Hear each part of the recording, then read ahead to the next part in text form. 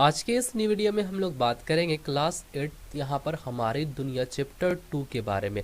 मैं आपको बताने वाला हूँ चैप्टर 2 का सभी क्वेश्चन का आंसर देने वाला हूँ। वो रहे सही विकल्पों का चुनिए, खाली जगहों का बारे, निम्नलिखित प्रश्नों का उत्तर दे, सभी को मैं आप लोगों को क्वेश्चन आंसर कराने वाला हूँ। हमारी दुनिया क्लास 8 का चैप्टर नंबर 2। पहला क्वेश्चन है सही विकल्पों का चुनिए यानी ऑब्जेक्टिव क्वेश्चन। तो पहला प्रश्न है पृथ्वी का कितने प्रतिशत भाग स्थल है। तो इसका आंसर क्या हम लोग लिखेंगे, तो इसका आंसर हो जाएगा 29%, क्योंकि जो इसमें 71% है वो सिर्फ पानी है। जी हाँ दोस्तों, पृथ्वी जो हम लोग रह रहे हैं वहाँ पर 71% सिर्फ पानी है और 29% ही मतलब जैसे कि आप लोग देख रहे हो घर या उसमें जंगल वही सब है। नेक्स्ट प्रश्न की ओर चलते हैं। बोलता है विश्व में साधन जनसंख्या कहाँ मिलती है। तो यहाँ पर इसका आंसर क्या हम लोग को देखने को मिलेगा, तो यहाँ पर आंसर हो जाएगा मैदानों में।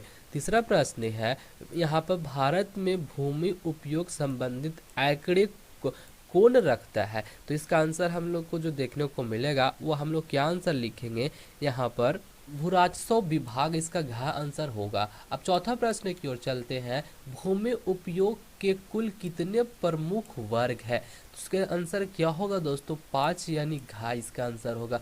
वही पांचवा प्रश्न की ओर चलते हैं।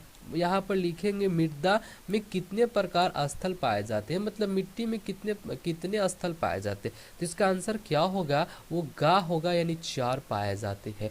वही नेक्स्ट प्रश्न की ओर चलते हैं। समुच्च रेखा यहाँ पर समुच्च चरित्र खेती करना उपयोग है। तो यहाँ पर इसका आंसर क्या होगा, यहाँ पर घा होगा मृदा अपरदन को रोकने के लिए। नेक्स्ट प्रश्न की ओर चलते हैं। सातवां ऑब्जेक्टिव क्वेश्चन है रासायनिक दृष्टि से जल किसका संयोजन है। तो इसका आंसर क्या हम लोग को देखने को मिलेगा, हाइड्रोजन एवं ऑक्सीजन। और हाइड्रोजन एवं ऑक्सीजन का इसका आंसर देखने को मिलेगा। नेक्स्ट प्रश्न की ओर चलते हैं। लिखेंगे इनमें कौन सा महासागर नहीं है। तो इसका जो आंसर हो जाएगा दोस्तों, आप लोग को बता दूं अंटार्कटिका, जो कि इसका का आंसर देखने को मिलेगा। नेक्स्ट क्वेश्चन की ओर चलते हैं। खाली जगहों को उपयुक्त खाली शब्द यहाँ शब्दों में भरें। जहाँ पे खाली जगह उसको हम लोग भरेंगे। अब जैसे कि यहाँ पर जैसे कि पहला प्रश्न है कि यहाँ पर मृदा में जीवों के सड़े गले अवशेषों को क्या कहा जाता है। तो खाली स्थल हम लोग यहाँ पर भर देंगे।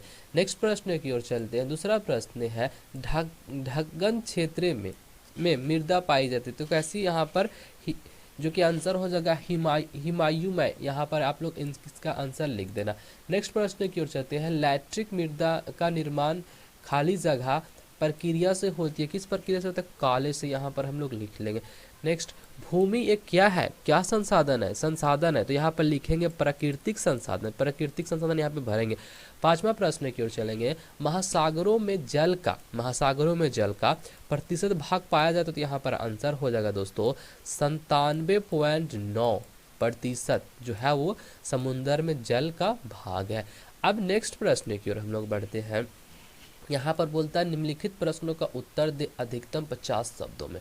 तो दे देते। यहाँ पर बोलता है भूमि उपयोग से आप क्या समझते हैं। तो उत्तर है कृषि कार्य पेड़ पौधे यहाँ पर लिखेंगे। यहाँ पर पौधा हो गया है उगाने में, मकान बनाने में, गांव और शहर बनाने में, तालाब बनाने में, नहर। ठीक है, इस तरह से इसका आंसर यहाँ पर आप लोग देख सकते हो। वही दूसरा प्रश्न की ओर चलेंगे। मृदा निर्माण की सहायक कारकों का उल्लेख करें।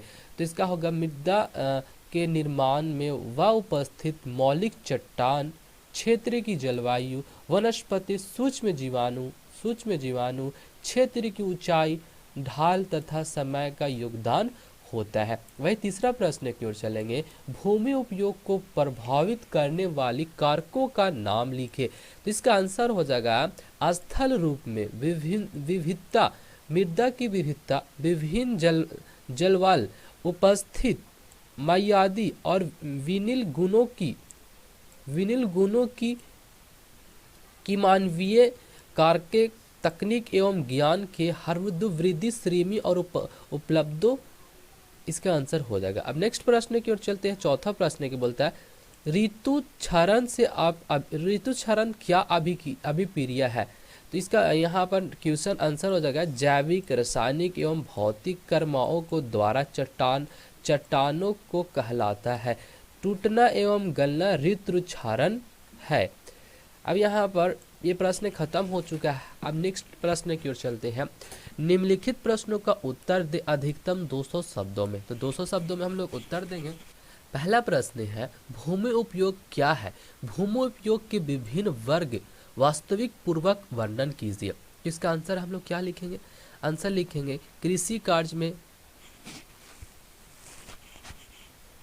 पेड़ पौधे उगाने में, मकान बनाने में। इसका वही प्रश्न जो आपने देखा वही प्रश्न यहाँ पर वही हम लोग लिख देंगे। जो कि और भी यहाँ पर प्रश्न है जो कि पहला में वन क्षेत्र की भूमि, जंगल परित भूमि, ठीक है, और जिस भूमि पर 1 वर्ष से अधिक तथा 5 वर्ष से कम समय की खेती होती है। इसका आंसर 5 तक हो गया। नेक्स्ट प्रश्न की ओर चलते हैं। यहाँ पर मृदा निर्माण प्रक्रिया को स्पष्ट कीजिए। लिखेंगे चट्टानों के टूटने फूटने तथा हजारों लोग वर्षों तक इन टुकड़ों की भौतिक एवं रासायनिक जैविक ऋतु सारण से महीने कणों में बदल जाने वाली मिट्टी का निर्माण होता है। तीसरा प्रश्न की ओर चलेंगे। मृदा अपरदन के कारकों का उल्लेख करें, इनके बीच वचत हेतु उपयुक्त सुझाव दीजिए। तो इसका आंसर हो जाएगा किसी स्थान की मृदा के निर्माण में वहां उपस्थित मौलिक चट्टान एवं क्षेत्र की जलवायु, वनस्पति, सूक्ष्म जीवाणु, यहाँ पर क्षेत्र की ऊंचाई, ढाल एवं समय का योगदान होता है। मृदा निर्माण प्रक्रिया में सबसे पहले मौलिक चट्टान टूटते हैं। टूटे हुए कणों के हर महीने होने वाली प्रक्रिया अनवरत चली रहती है। हजारों लाखों वर्ष के बाद वह चट्टानी टुकड़े भौतिक, रासायनिक एवं जैविक ऋतुक्षारण से महीने कण बदल जाते हैं, जो मृदा कहलाता है। नेक्स्ट प्रश्न की ओर चलते हैं। चौथा प्रश्न है जल प्रदूषण के कारकों का उल्लेख करें, इनकी दूरी करने का उपयोग का वर्णन कीजिए। तो इसका आंसर लिखेंगे वनों की कटाई, पशुचारण, आकस्मिक तेज वर्षा और तेज वने मतलब पवने मतलब होता है कि हवा, अवैज्ञानिक कृषि पद्धति तथा बाढ़ के प्रभाव मृदा एवं अपरदन ज़्यादा होता है। इसका यहाँ पर इसका भी ऑप्शन से भी आप लोग लिख सकते हो। पर्वतीय क्षेत्र में इस तरह से यहाँ पर बाजार भूमि पर घास लगाना, इसका आंसर यहाँ पर लिख देंगे। वही पांचवा प्रश्न की ओर चलता है। जल संकट क्या है? जल संकट के लिए जिम्मेवार कारकों का उल्लेख करें और इससे दूरी करने का उपाय का वर्णन कीजिए। आंसर है बताया जल की स्वाभाविक एवं प्राकृतिक गुणों में अंतर आना या जल में अशिक्षित पदार्थों को मिल जाना जो जीवन के लिए हानिकारक होता है, जल प्रदूषण कहलाता है। जल प्रदूषण निम्न स्रोत है। पहला में घरेलू कूड़ा कचरा, दूसरा में औद्योगिक अपशिष्ट पदार्थ, नागरिक क्षेत्रों में दूषित जल, चौथा में परिवर्तन का यातायात दुर्घटना।